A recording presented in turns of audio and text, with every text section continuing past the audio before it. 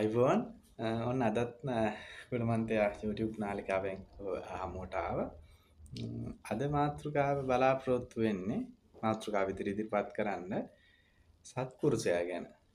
සත්පුරුෂයා ගැන සහ සත්පුරුෂයෙක් වෙන්නේ කොහොමද කියන එක තමයි අපි ඉදිරිපත් කරන්න යන්නේ. ඉතින් තාමත් මගේ ගුණවන්තයා YouTube නාලිකාව ඔයාලා subscribe කරලා නැත්නම් ඔයාලා subscribe කරන්න. ඒකේ බලාපොරොත්තුව මේ ඔයාලගේ ජීවිතේට යහපතක් මොන හරි ජීවිතේ වෙනස් වෙන තැනකට ගෙනියන්න තමයි යහපත් තැනකට ගෙනියන්න තමයි අපේ නාලිකාව උත්සාහ ගන්න. හොඳයි අපි මාතෘකාවට එමු. කොහොමද මේ සත්පුරුෂයෙක් වෙන්නේ නේද? සත්පුරුෂයෙක් හඳුනාගන්නේ. දැනට ඔබට සත්පුරුෂයෙක්ගේ මූලික ලක්ෂණ තමයි මේ සමාජ ජීවත් වෙනකොට මේ පාට කිසිම කාණ්ඩයක් අයිති වෙන කෙනෙක් නෙමෙයි සත්පුරුෂයා. කිසිම කාණ්ඩයකට කැටගරි කරන්න බෑ සත්පුරුෂයාව. ඒ වගේම සමාජයෙන් එයාව දකින්නේ ඔක්කොම සියලු දෙනාම එකම රේඛීය දර්ශනයකට තමයි දකින්නේ. එකම විදිහකට තමයි දකින්නේ. වෙනස් විදිහට දකින්නේ නැහැ. ඒක තමයි සත්පුරුෂයාගේ තියෙන විශේෂත්වය. මොකද සත්පුරුෂයා එක ලෙස හැමෝටම කරුණාව දයාව දක්වනවා. අපි කියමුකෝ සමාජයක් අත්තම විවිධ ස්තරවල ඉන්න අය ඉන්නවා. විවිධ ආර්ථික මට්ටම්වල, විවිධ අධ්‍යාපන මට්ටම්වල, ඒ වගේම විවිධ මේ ක්‍රියාකාරකම් වල නියැලිලා ඉන්නවනේ. ඒ හැම කෙනෙක්ම එක ලෙස සත්පුරුෂයන්ට ලැබියාව දක්වනවා. ඒ වගේමයි සත්පුරුෂයාගේ ප්‍රතිචාරත් හැමෝටම එකම විදිහට තමයි ඒගොල්ලොන්ගේ දයාව කරුණාව දක්වන්නේ. විශේෂයෙන්ම මොකක් හරි කරදරයකදී එයා බොහෝ දුරට උත්සාහ කරන්නේ එයාගේ උපරිම ඥානය භාවිතා කරලා පිහිට වෙන්න.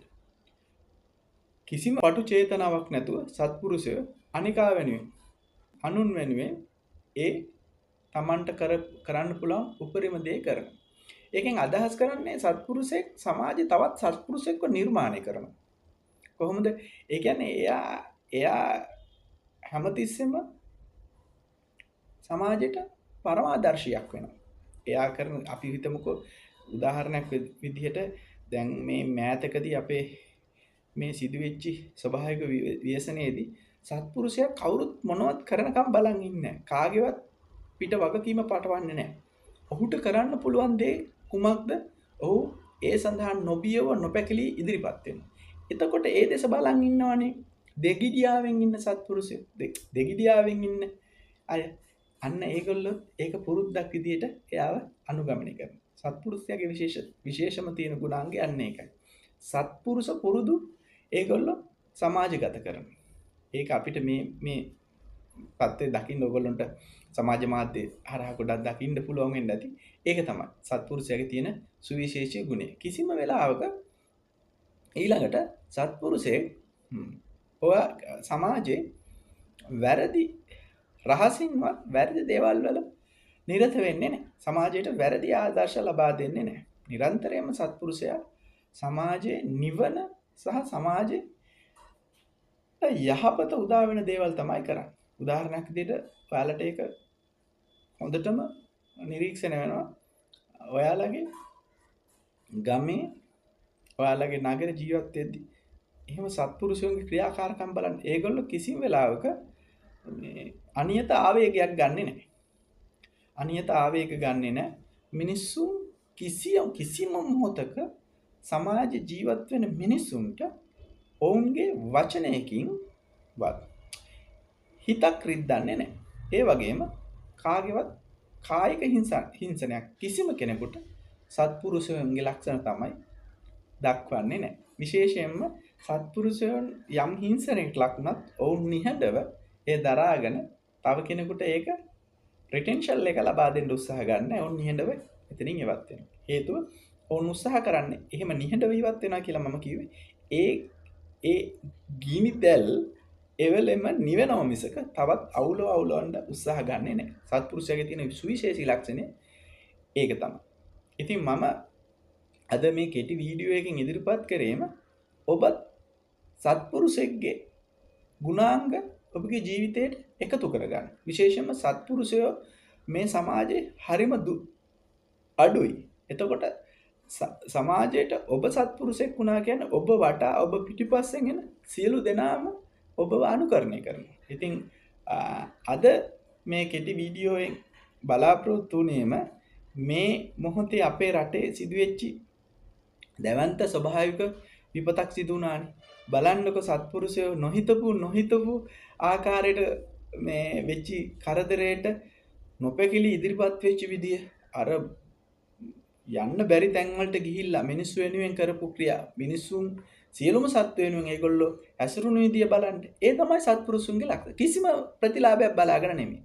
හරිද? පාට, පක්ෂ, ಜಾති, ආගම් කිසිම දෙයක් සත්පුරුෂයෙක් ළඟ නැහැ. ඔහු ළඟ තියෙන්නේ නිරන්තර ගලාගෙන යන කරුණාව දයාව පමණමයි. ඔහු කිසිම වෙලාවක මිනිසුන් කැටගරි කරන්නේ නැහැ.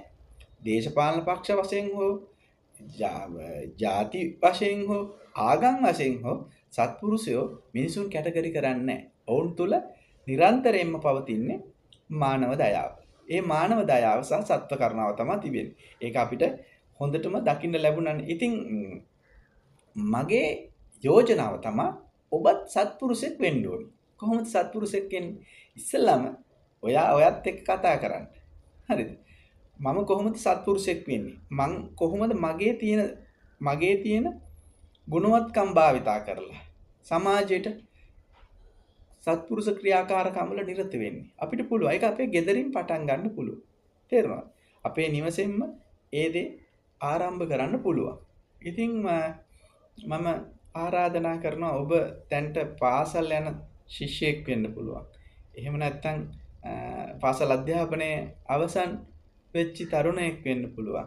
එතකොට එහෙම නැත්නම් විවාහක වැඩිහිටියෙක් වෙන්න පුළුවන්. මැදි වයසේ කෙනෙක් වෙන්න පුළුවන්. ඉතින් මේ කාට වුණත් පටන් ගන්න පුළුවන් මේ තමන්ගේ හිතත් එක්ක කතා කරලා අද ඉඳලා ඔබ කොහොමද සමාජයට සත්පුරුෂයෙක් වෙන්නේ? ඔබ හිතන්නකෝ මං පුංචි දෙයක් කියන්න. පුංචි දෙයකින් පටන් ගන්න. ඔබ නිතරම පුරුදු වෙලා තියෙනවා මේ ඔබ වචන වලින් කවුරු හරි හිංසාවටපත් කරන්න. මගේ වචන වලින් කවුරු හරි හිංසාවටපත් වෙනවා. ඔබ අනවශ්‍ය විහිළුවක් නිතරම කරන විහිළුවකින් කවුරු හරි ඒ පුංචි දෙයින් පටන් ගන්න. ඒකත් සත්පුරුෂ දෙයක්. හැමදාම ඔබ කවුරු හරි විහිළුවට හරි ඔබගේ වචනකින් කවුරු හරි හිංසාවටපත් වෙනවා නම් ඒකේ එතනින් පටන් ගන්නකො පුංචි දෙයකින්. මේ අද අපි නාලිකාවේ හැම මොහොතම උත්සාහ ගන්න පුංචි දේවල් වලින්ම තමයි ලොකු දෙයක් කරන්න පුළුවන් සමාජයට. ඒ කියන්නේ කිසි වෙලාවක හිතක් නම් රිද්දන්න එපා. ඉතින් හිතක් රිද්දන්න එපා කියමින් අද දවසේ අපි මේ වීඩියෝ එකෙන් සමුගන්නවා. නැවතත් මෙවැනි වීඩියෝ එකකින් හමු වෙනතුරු ආයුෂ බොහෝ වේවා කියලා ප්‍රාර්ථනා කරනවා.